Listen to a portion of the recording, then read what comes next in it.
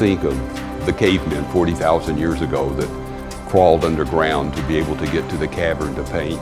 To me, painting is something that a person almost needs to do to express himself.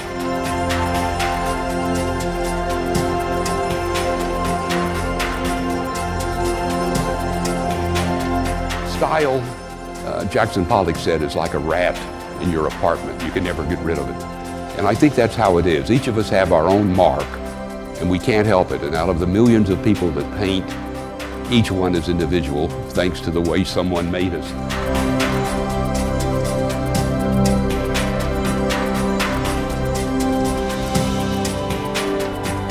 It started a few years ago, as you can tell, back in the days of the Dust Bowl in Oklahoma, and I was born and raised there. And I say somewhere that I fell in love with watercolor when I was in the 3rd grade, and my folks bought me a .22 rifle and said the manly thing to do was to go shoot chicken hawks and save the chickens rather than becoming painters. So coming right off the farm in the Depression, someone who was interested in painting was not looked upon as a very manly kind of person. And these were the days of the oil booms in Oklahoma, when you had the boomers and the wild necks and this kind of stuff running around. And so it wasn't too popular to be called an artist or a painter in those days. And in my high school, we never heard of art. So I was introduced to art very late in life. His works reflect a singular form in illuminated and yet drenched in shadows. And so it's ethereal with a focus of a form that is not always quite in focus. This is Night Watchman. I did go through a period, and frankly I'm still in it, where I love the oranges and the reds. And I thought that with a nice lot of texture, that this played pretty well with itself. But the paint's not real, the owl's not real, but it's the feeling that this painting will give you that's real. And you won't remember me, or you won't remember what I've said, but I think if you look at the painting, the eyes are something that you see, you're going to remember that because it's a feeling that the painting imparted. He has a wonderful sense of color, form, and texture, as you can see by looking at his works.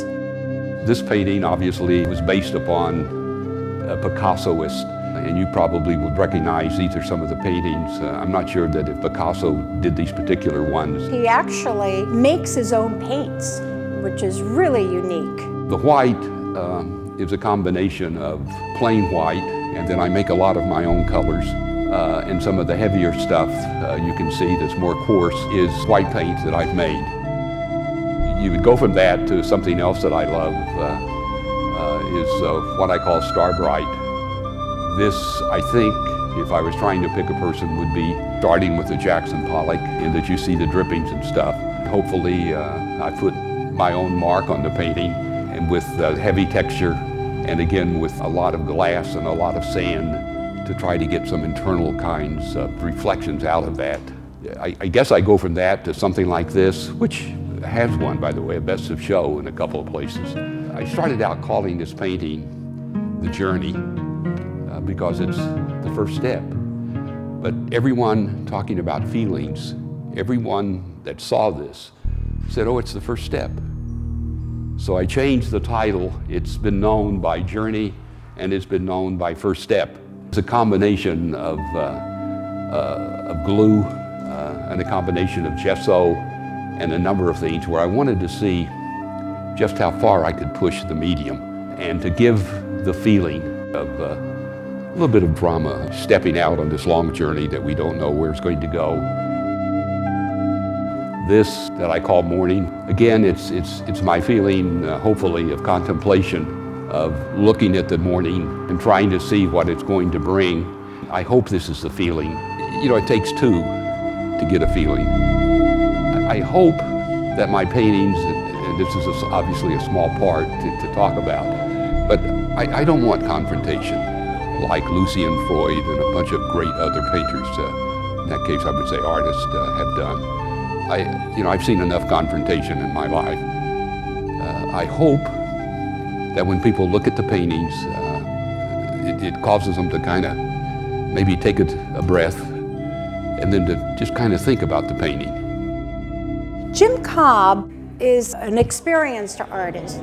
The true artist is only going to be judged by time. And you can think about people in history that you would call an artist. And for every one artist, in my judgment, there's 100,000 painters. And so it's just something that it just seems to me a little too exciting just to say that I'm an artist. I think it's better to say that we're painters, and some of us will be judged artists.